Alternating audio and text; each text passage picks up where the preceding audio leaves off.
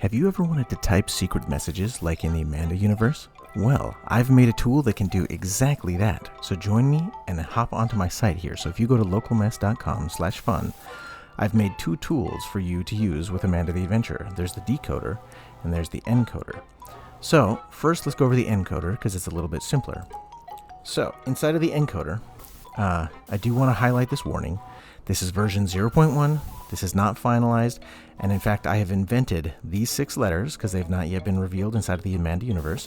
I've also invented all symbols and all punctuation marks. So when you see those are not canon. Those are just my own personal invention.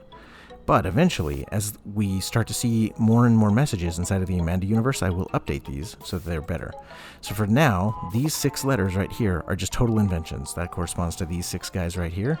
So B, C, J, K, Q, and X are just things that I made up, right? But the rest of them are all accurate. So these messages, if you type in something from the game, you'll see that it spits out a code exactly like the code in the game. So for example, if I just type in here, my name is Cynic, right? You can see that it will spit out the font right here. Now if you copy that and you paste it in here, you'll see that it's literally just text. It is alphabetic text, just like normal. It's just that there's a font applied to it, and so it displays it differently. So if you copy this, you're not going to be able to send it to your friends. Now, while you can take a screenshot of it, for example, it's not as fun. So what you actually want to do is you want to download the font, and then you can share it with your friends as an actual font. So you could, send them a rich text file or a Word document or something, and this font would be applied to it. Now, I've distributed this under just the open license, so you can use it for whatever you want to. You just can't sell it. And I've made a true type font and an open type font. So whichever one you prefer, you can just download that, and you will have this font that you can use in Word and Photoshop and Inkscape and whatever you want. All right, so that's the encoder. It's kind of fun. It's kind of encrypting things like back in the Wingdings days. And now the decoder. The decoder is a little bit trickier, okay? So first, I'm going to hide this glyph designer. We're just going to show the keyboard. So on here, you can click on these things to type, and it's sorted by type. So you have the dot ones first, and then the line ones. And it's also sorted by quantity of dots, so all the single dots first, all the double dots second, and then triple dots at the end. Same with the lines. The more lines, the more toward the end it goes. So if we look at a message from Amanda like this, so this is found in the menu screen of the demo of Amanda the Adventurer 2. And if we just look over here and we try to find what that corresponds to, well, let's see, we got 3 dots right there, and then 3 up here. So let's click that, and that. And we'll put a space in here. Now let's go back to this guy. It's the slash, and then this one. So let's click the slash, and then it was this slash. And then next is this cross and the 3 dots again. So we'll do the cross and the 3 dots again. And finally this slash and a sideways slash. He tried. Let's put another space in. So you get the idea. You can just punch in whatever you see here. We get the 3 dots on the bottom. And then 2 and that one. Let's see, 2 and that one. He tried to find. Finally, we have this and the top 3 spot. So you can see that this finalized message that we got in here matches this, right? You see all the glyphs match and all the words match. He tried to find me. So you can translate any of the codes that have currently happened in Amanda the Adventurer. But what if a code comes out and it's got a glyph that you haven't seen before, right? Like maybe it's got 3 dots off to the left. Well, there is no such glyph for that, right? We only have these ones. But if it's 3 on the left side, what are we going to do? Well, that's where the glyph designer comes in. So the glyph designer lets you create your own glyphs. So, for example, you can add the glyph that has 3 on the left. And by default, it'll just assign it to one of the missing letters. And then let's say there's a glyph with 3 on the right. Well, we can create that one too. Perfect.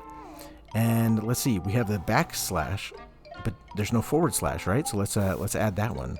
Whoops. Anytime it goes red, that means when you click on it, it's going to subtract it. And anytime it's blue, it means you're about to add it, right? So there, now we have this one. So now we could type a message that has these special keys in here. Let's hide the designer again. So if we typed in, I'm just going to kind of make things up at random. Oh, sorry, let's delete this one. So if we type in, just some things at random, it's gibberish, but you'll see that the blue ones are the ones that we're not sure about. So if you go back to the glyph designer, so I'm going to shrink this down a little bit. If If you go back to the glyph designer, you can actually change these on the fly. You could say, oh, well, that doesn't make sense. Let's try if this one was C and this one was B. Or maybe this one's X, right? And you can punch it in until it changes. And each time you change these, it'll automatically retranslate it down here below. So this is a useful way to discover new secret messages, even with glyphs you haven't seen before, because you can create your own glyphs.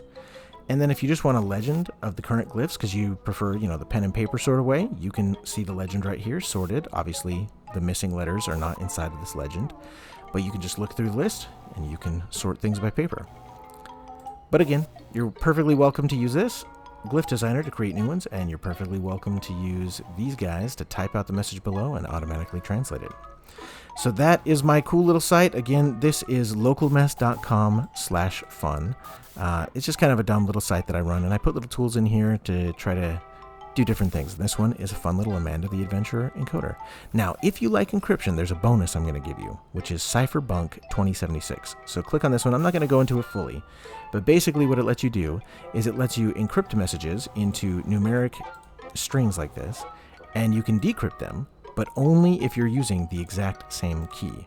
I'll spare you the details, but again, if you refresh this page a few times, each time it'll do a different ASCII art here in the center. So, it's just got a bunch of silly little ASCII arts that go in there. But you can type whatever message you want in here. So you can type, this is Cynic's secret message, right? And then when you encrypt it, it'll turn it into this string. And now anybody that has this string and happens to know that you used this key can decrypt this. But if they don't have this key, so let's encrypt it again. Let's just change the key to something else, anything else, right? Now when you go to decrypt it, invalid cipher key. It's not going to work, right? So this is another fun little thing you can do with encryption. But again, the main one here was Amanda, the decoder and the encoder. This is just a bonus. And if you want to check out these other ones while you're here, they're kind of some fun little things I do.